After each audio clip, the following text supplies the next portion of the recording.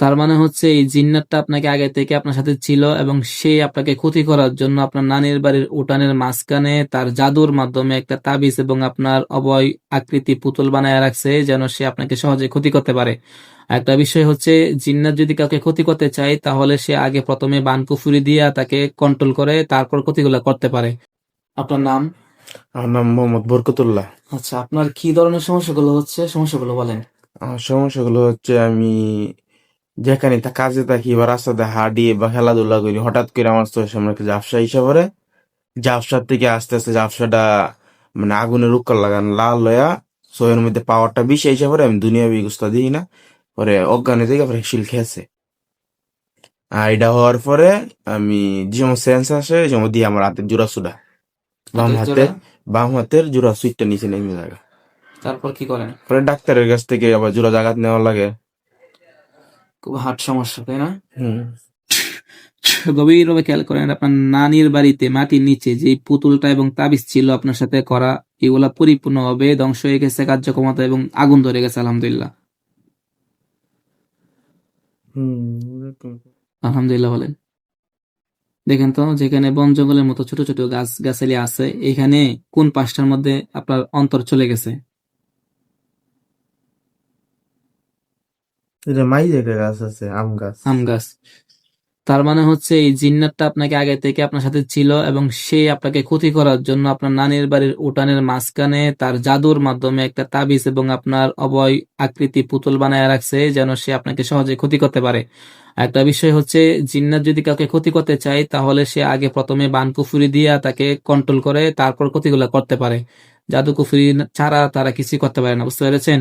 আপনাকে ক্ষতি করবে যার জন্য তাবিজ এবং পুতুলগুলা বসাইছে, এরপর আপনাকে ক্ষতি করে আসে, বুঝতে পেরেছেন? এখন সেই গাছটার নিচে দাঁড়িয়ে আছে নাকি উপরে? খেয়াল করেন।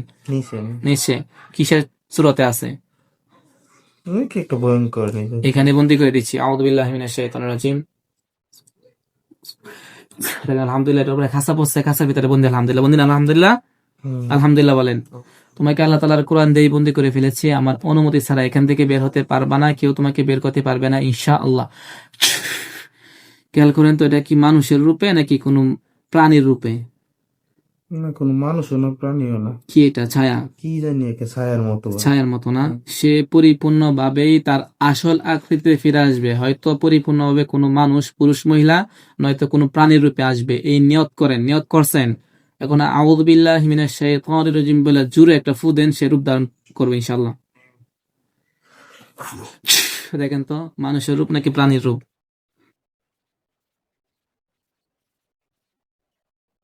কোন রূপে আসছে? আগের রূপে। তাহলে আপনি ফু ভালো করে দিতেছেন, আপনার বিশ্বাসটা কম মানছেন।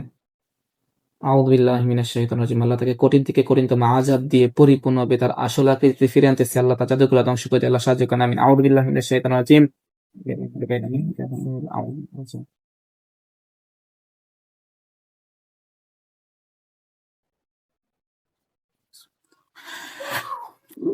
দেখেন, টাইনা লইয়া আসছে। কিসের রূপে আসছে? মানুষ নাকি প্রাণী? পরিপূর্ণভাবে বিশ্বাসের সহিত দেখতে হবে, সে অবশ্যই রূপ পরিবর্তন হয়েছে। পুরুষ না মহিলা? মহিলা। মহিলা। তাকে জিজ্ঞাসা করেন, তুমি আমার সাথে কত বছর ধরে আছো? জুড়ে বলেন, জোরে আওয়াজ দে। কি বলবো?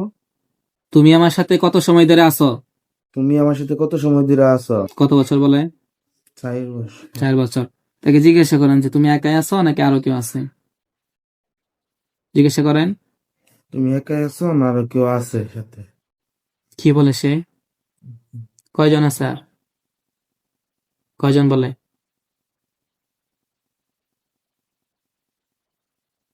কতজন বলে? কয়জন? 4 জন। 4 জন। তোমাকে নিয়ে 4 জন নাকি তোমাকে ছাড়া 4 জন? নিয়া। তাহলে বাকি 3 জন বাহিরে, তাই তো? কোথায়? বিল্ডিং এর ছাদের সামনে। ছাদের উপরে তিনটাই দেখা যাচ্ছে। কিসের রূপে আছে দেন তো? কিসের রূপে আছে 3টা? বিল্ডিং এর সাইডে দেওয়ালটার সহিত দেখা যাচ্ছে। কিসের মতো আছে? মানে কোন প্রাণী নাকি মানুষের মতোই? মানুষের মতো। 3টাই না? এখানে বন্দি করে দিচ্ছি ছাদের উপর। হ্যাঁ, আউযু বিল্লাহি মিনাশ শাইতানির রাজিম। দেখেন, আলহামদুলিল্লাহ, 3টার উপরে খাসা পড়ছে, বন্দি হয়ে গেছে। বন্দি গেছেন? আলহামদুলিল্লাহ। তোমাদেরকে বন্দী করে দিয়েছে আল্লাহর কোরআন দিয়ে, আমার অনুমতি ছাড়া এখান থেকে বের হতে পারবে না ইনশাআল্লাহ। দ্রুত বলো তো, 4 বছর আগে কোথায় থেকে ধরছো এই রোগীকে? এখান থেকে এখান থেকে। সে কি করতেছিল এখানে, দিনে না রাতে? যাওয়ার সময় যাওয়ার সময়। দিনে না রাতে? দিন দিনে। তো তার সাথে তোমরা কেন আসলা, কিংবা সে তোমাদের কোনো ক্ষতি করছে?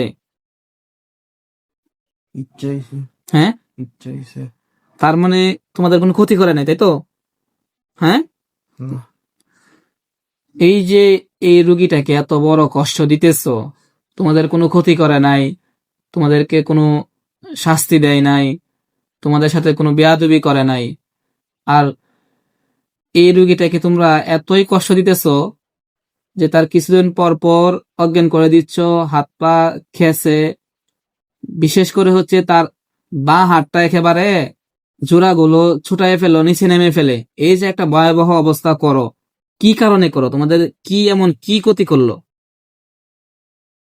হ্যাঁ, বলো তো।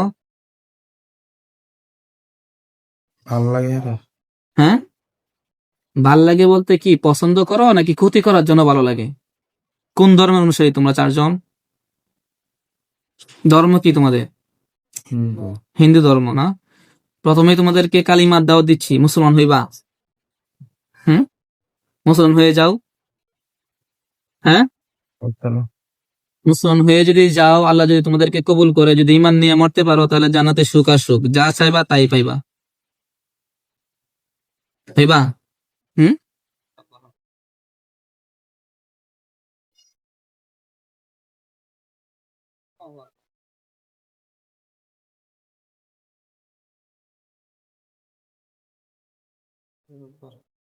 কি অবস্থাদের? ঠিক আছে শুয়ে গেছে হ্যাঁ, শুয়ে গেছে বুঝি না। ফিডা হ্যাঁ শুয়ে গেছে চাও তোমাদের কিভাবে কষ্ট দেই, হাজার গুণ দ্বিগুণ কষ্ট দেই? এটা চাও? আরো দেই কষ্ট, এটা চাও? না হুম। কুফরি 3টা কোথায় কোথায় করছো বলো? আর কোনো কুফরি আছে? বান করে দিছ? বান দিছ না? মিথ্যা কথা বলো। হ্যাঁ, বান করে দিছ বলো। হ্যাঁ, মাইর দিলে বলবা নাকি মাইর সারাই বলবা? মায়ের খেয়ে বলবা নাকি মায়ের সারে বলবা? দিছে না? এই 3টা কুফরির দ্বারা এই রোগীর কি কি ক্ষতি হইতো? নদীর মাঝে 2টা কুফরি করছো, এবং হচ্ছে তার দোকানের পাশে বোতলের মধ্যে একটা কুফরি করছো। এই একটা কুফরি এবং নদীর মধ্যে 2টাই, 3টা কুফরির দ্বারা এই রোগীর কি কি ক্ষতি হইতো বলতো? মাথা ব্যথা পেট ব্যথা হ্যাঁ, মাথা ব্যথার পেট ব্যথা আর কিছু নেই মাথা ব্যথা আর পেট ব্যথার জন্য করছো। আর সে যে কেসনি উঠতো, চোখের সামনে সাদা আলো দেখা যেত, অজ্ঞান হয়ে যেত, এবং হাতের যে বাজুর যে জোড়া আছে, জোড়া ছুঁইটা নিচে নামে যেত, এটা কিভাবে হইতো? আইলে তোমরা আসলে। আর একটা পুতুল রাখছিলা এবং তাবিজ রাখছিলা, এটা কিসের জন্য রাখছিলা 2টা? এটা হচ্ছে হাতের লেগে হ্যাঁ, হাতের জন্য। সকালে বলো যে আমরা সকলেই আমরা সকলে এই রোগী বরকতুল্লাহকে এই রোগী বরকতুল্লাহকে তার শরীর তার শরীর চিরজীবনের জন্য চিরজীবন ত্যাগ করিলাম, এই রোগীকে ত্যাগ করিলাম।